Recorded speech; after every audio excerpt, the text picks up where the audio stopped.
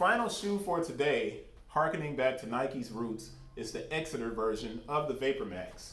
Now, the irony is it's probably made in China and not in Exeter, which is irony, truly ironic. Air Vapormax Flyknit 3 Exeter edition.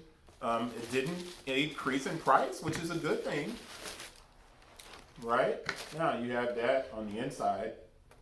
I probably have to move that up to read it, but I think I'll read it to you. Exeter edition, leftover made right. Oh, so we have Nike grind materials. Let's see if the insole is Nike grind. No, it's not. So the insole is not, and you can pull the insole out, and I'm covering up everything. I apologize.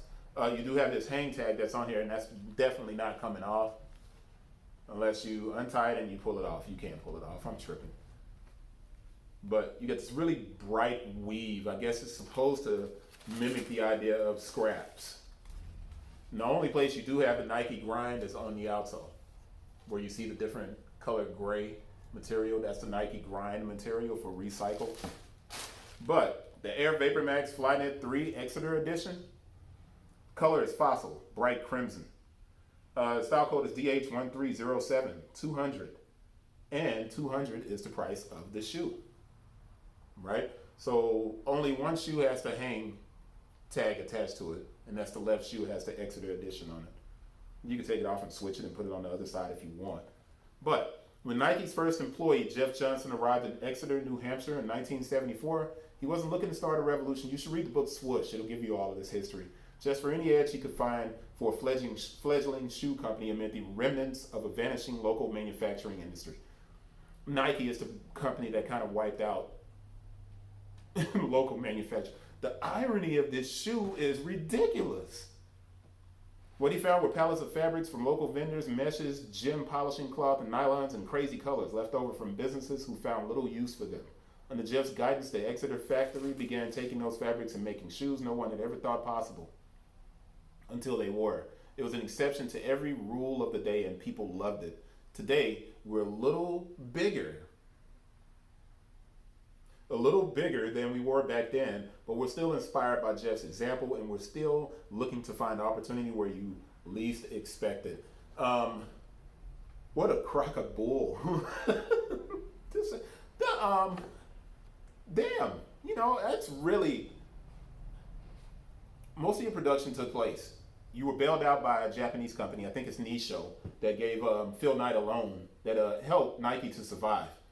Nike was on the verge of bankruptcy several times throughout its infancy and the process of it growing, and they took all of their manufacturing over to China. That move to manufacturing in China, obviously every brand did so, but imagine had Nike kept their factories here and built up American manufacturing.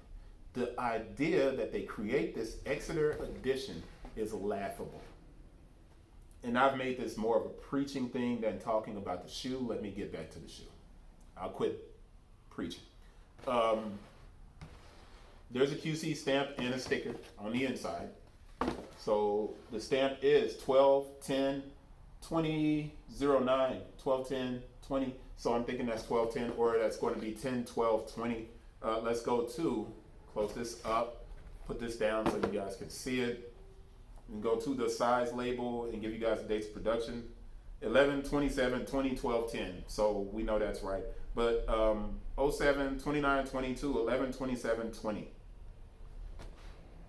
167, 167. I'm just looking at my UPC code, making sure everything is good to go. The heel cup actually has a little bit of that grind material as well. It is a pretty shoe, man. It's a cool shoe. It's a great story, but I mean, keep it real. You know, Nike could be considered the company that killed American manufacturing as far as footwear is concerned. And the idea that this shoe represents Exeter, and once again, there goes that Vapormax outsole where you don't have anything on the bottom,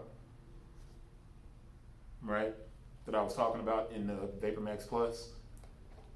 Kind of bothers me, man.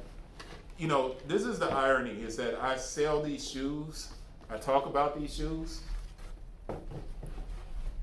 and I make a living from these shoes.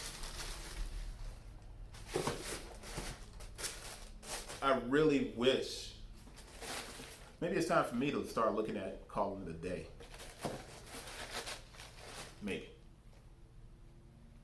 Because it just feels almost hypocritical for me to do these videos and know the history behind this stuff and talk about it, yet still I have to sell it so I can eat.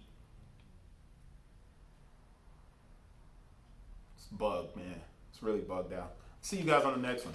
Really did turn, didn't it? Man.